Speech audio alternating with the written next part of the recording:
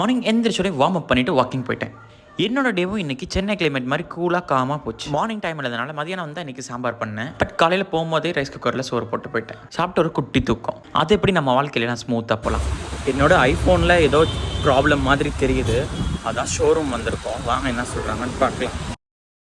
இது என்ன கதைன்னா, நான் ஒரு 10 நாளைக்கு முன்னாடி சாஃப்ட்வேர் அப்டேட் பண்ணேன். 18.1ன்னு ஏதோ ஒரு இலவை.